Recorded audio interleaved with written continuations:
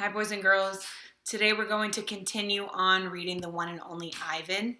Now it's been a few days since we listened to the story, so I just wanted to remind you what happened last.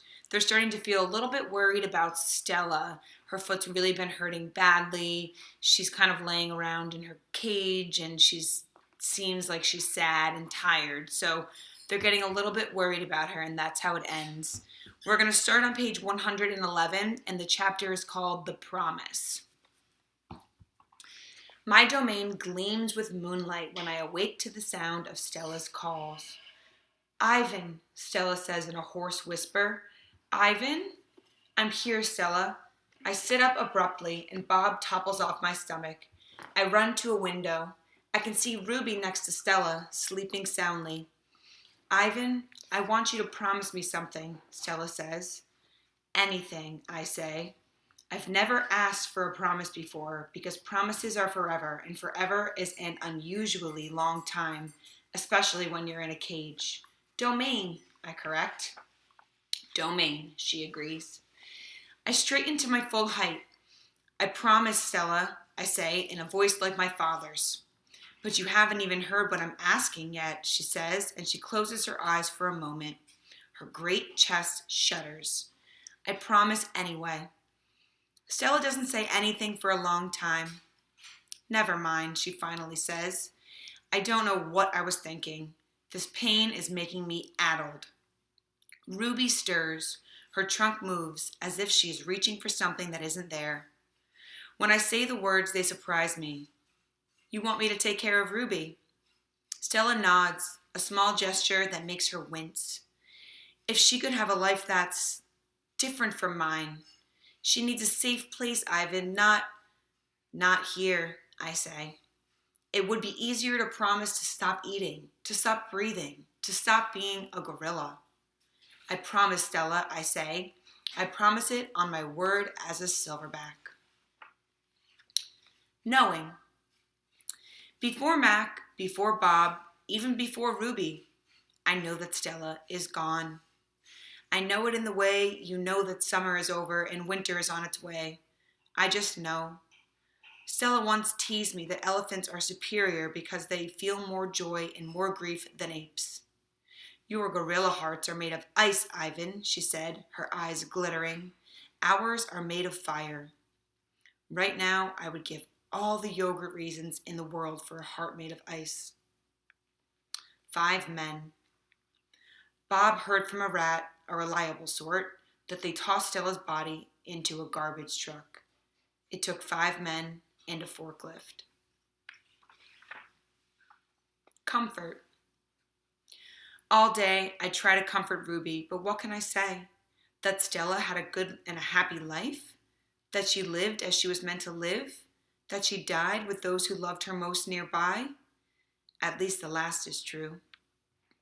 Crying.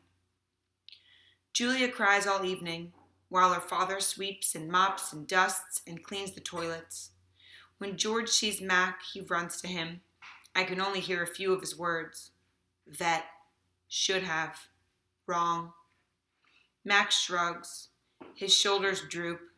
He leaves without a word.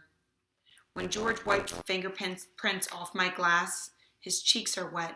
He doesn't meet my eyes. The one and only Ivan. When all the humans have left, I send Bob to check on Ruby. How is she? I ask when he returns. She was shivering, Bob says. I tried to cover her with hay, and I told her not to worry because you were going to save her. I glare at him. You told her that? You promised Stella. Bob lowers his head. I wanted to make the kid feel better. I shouldn't have made that promise, Bob. I just wanted... I point to Stella's domain, and for a moment, it seems like I've forgotten how to breathe. I wanted to make Stella happy, I guess, but I can't save Ruby. I can't even save myself. I flop onto my back. The cement is always cold, but tonight it hurts. Bob leaps onto my belly. You are the one and only Ivan, he says. Mighty Silverback. He licks my chin, and he's not even checking for leftovers. Say it, Bob commands. I look away. Say it, Ivan. I don't answer, so Bob licks my nose until I can't stand it any longer. I am the one and only Ivan, I mutter. And don't you ever forget it, he says. When I gaze at the food court skylight, the moon Stella loved is shrouded in clouds. The moon there shrouded in clouds. Once upon a time, all night Ruby moans and sniffles. I pace my domain. I don't want to fall asleep in case she needs something. Ivan, Bob says gently, get some sleep, please, for your sake and for mine. Bob can't sleep unless he is on my stomach. I hear a stirring. Ivan, Ruby calls. I rush to my window. Ruby, are you all right? I miss Aunt Stella, Ruby sobs, and I miss my mom and my sisters and my aunts and my cousins too. I know, I say, because it's all I can think of. Ruby sniffles. I can't sleep. Do you know any stories the way Aunt Stella did? Not really, I admit. Stories were Stella's specialty. Tell me a story about when you were little, Ruby pleads. She puts her trunk between the bars. Please, Ivan. I scratch the back of my head. I don't remember things, Ruby, I admit. It's true, Bob says, trying to be helpful. Ivan has a terrible memory. He's the opposite of an elephant. Ruby lets out a long, shivery breath. Oh, well, that's okay. Night, Ivan and Bob. I listen to Ruby's soft sobs for long, horrible minutes. Then I hear myself saying, once upon a time there was a gorilla named Ivan, and slowly and deliberately I try to remember. So that's the end of our reading today. It was a really sad one. If you notice, I didn't preview the exit tickets beforehand because they might have given something away, and I know a lot of you probably already did, but if you didn't, here's the exit ticket questions. Is Stella given a proper burial? What that means is when Stella passed away, was she honored respectfully and buried properly the way that you think she deserves? Think back to what they said about the 5 men and what they did with Stella's body. And think if you think that's a proper burial. Was it respectful? Would Stella be happy? Would her family be happy with that?